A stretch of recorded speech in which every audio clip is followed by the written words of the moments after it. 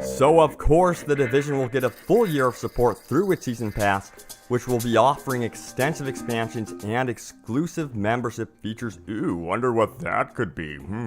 So hello there, my fellow open world gamers. What's up? It's Robbie with Open World Games, and we're back in mid-crisis New York City, of course, talking about all things Tom Clancy, the Division. I'm going to be talking about Season Passes, microtransactions, and even free DLC and what to expect from the Division. So yeah, the Season Pass will be encompassing the first year of DLC content, and we don't know exactly what this will include. However, we can get an idea of the price point for the Season Pass by looking at the gold edition of the Division, which retails for about $100.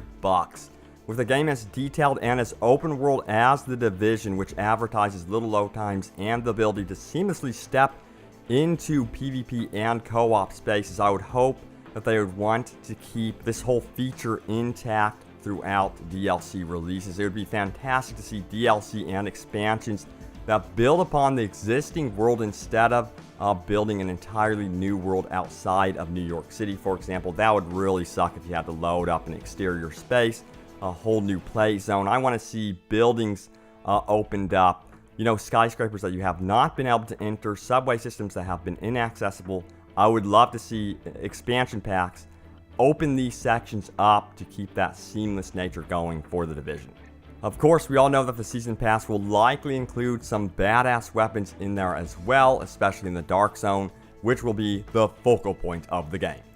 But the game does appear to have some sort of microtransaction system, as seen in the menus. Here we see a shop icon. Oh god, it's the end of the world. No, I don't think it really is. If it's done like GTA Online or Destiny, it shouldn't be too intrusive and will likely be limited, I'm hoping, to customization options, which would be the wisest decision in this case. Now, Ubisoft Massive Managing Director David Polfett had some things to say about this. He went on to say, so what we're looking at is we don't want to have pay to win, but we are definitely looking at things where you can gain time or comfort.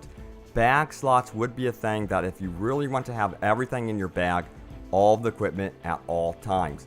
Maybe it's not practical, but it doesn't really give you an advantage over other gamers. Some things require time in the game, and some people don't want to invest time. They want the shortcut. So we're looking at those type of trades. Oh boy, so it will be very interesting to see how this microtransaction system actually turns out in the final release. We will have to wait and see. It's something that can actually help the game's development, you know, so they can develop the Division 2, make better expansions, or it could be something that can destroy the experience altogether, so they have to walk that fine line there. It would be nice to see, however, sprinkled throughout the release of the Season Pass content, to have free DLC in the forms of weapons, gear, and perhaps even missions. Now, of course, GTA Online is famous for this, and Star Wars Battlefront, and it too also has a Season Pass, but with the free content, it will be sprinkling free maps and other things throughout the release of these paid map packs. Season Passes and DLC have a habit of fragmenting communities, so free DLC would inject new faces into the community and bring back old ones, and it would be wise to have sales for the Season Pass during free DLC releases so everyone is together, they see that there is a sale or something like that. I just don't want the Division to die off because of the Season Pass and DLC splintering the community. That would absolutely suck. It's unlikely we'll be getting big free DLC items for the Division. Nothing like that has been announced, of course, but I think that they will be needed to keep players coming back to see what's happening with the game. You know, you hear, oh man, there's a free offer.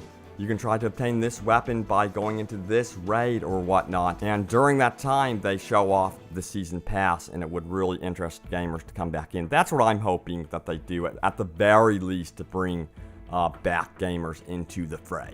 So Season Passes are an interesting discussion. We will see what happens with the Division.